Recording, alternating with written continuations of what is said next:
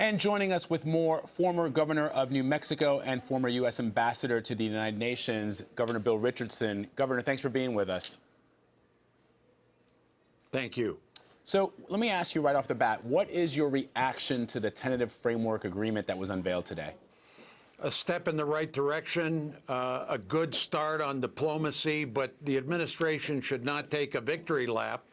There's two big unanswered questions. One, the pace of sanctions relief. When is that going to happen? And secondly, the verification. Will Iran observe this agreement? Those are the two big issues that still need to be negotiated. But it is a plus, but not a victory lap that everybody should be crowing about. Yeah, in fact, the president said that if Iran cheats, we will know it, the world will know it, that they will be one of the most inspected countries in the world. But given your experience dealing with belligerent regimes such as North Korea, how would you have gone about the negotiations? Well, first, I think the administration deserves credit for sticking to a very, very insistent plan by getting the Europeans to back us. I think they were a little looser on these issues. Three big questions will be, will the U.S. Congress, will Khamenei, the Iranian leader, back his negotiators? Secondly, will the Iranians be able to get rid of close to 30,000 centrifuges in a period of time so that they can get sanctions relief? And then the third question is going to be, can the negotiators finish by the end of June? So it's still out there. A lot of outcomes need to be decided. And what is your thought, sir, of the fact that Iran will be able to continue spinning centrifuges in some of those facilities that Israelis, for example, have a serious problem with? Even though the president says that they're going to be retrenched, but there is still a chance, yes? Yes, there is, but there's some positive aspects. For instance, the nuclear fuel has to be shipped out of Iran. That's good. The IAEA, the international inspectors, will be there. But I think Iran needs to now realize that they need to take some steps that are important in the international community. Stop messing around with Hamas and Hezbollah. Stop messing around in Syria, in Iraq. Release that American Marine. Release that American journalist. Be responsible members of the international community. They have made some concessions on nuclear issues. Let them make serious concessions to be players, legal players in the international community.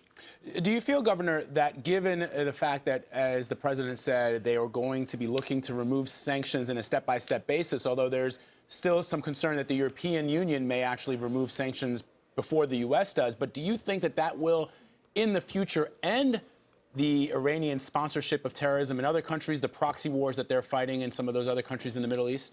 Well, the problem is that there's no linkage between them sponsoring terrorism and this agreement. So my hope is that the European countries, the ones that also have sanctions on Iran and the United States, we coordinate properly on sanctions, because that's what's really hurt Iran. Those sanctions, their gasoline, their food, it's crippled them. That's the big lever we have over them. If we give that up on the pace and the timing, then Iran is going to continue these very nefarious activities. Do you agree, sir, with President Obama's statement that there were really only three options before the U.S. and her allies? One was to come up with this framework for peace. The second was to essentially go to war with Iran. And the third was to do nothing, to continue to have the sanctions in place, which would make Iran even more belligerent. Were those really the three options on the table? Partially, yes. But what I would have liked to have seen is linking these nuclear negotiations to Iran's behavior in the region, the release of that Marine, their activities in Yemen, their hostile actions towards Israel. You know, when you negotiate, I've negotiated, you try to bring a package together. So I think the president is right on those three alternatives, but I think the biggest lever we have on them is sanctions. And if we go separate than the Europeans, the Iranians are going to have a field day, and all of this will not be significant. But right now, it's a good step. Yes, sir. We also know, as you mentioned earlier, that we know that both the Iranians and the U.S. have to sell this to their citizens, essentially. We know that the Iranians are probably going to use the fact that these sanctions are going to be lifted as a way to sell this to their people. It's not clear exactly how the Supreme Leader, Ayatollah Khamenei, will react. But what do you think is the biggest obstacle facing the United States right now? Well, the biggest obstacle will be whether the U.S. Congress imposes additional sanctions. And I think the Congress needs to give the president a little bit of room here, not do anything, certainly, until June 30th, which is when the final agreement is signed and concluded.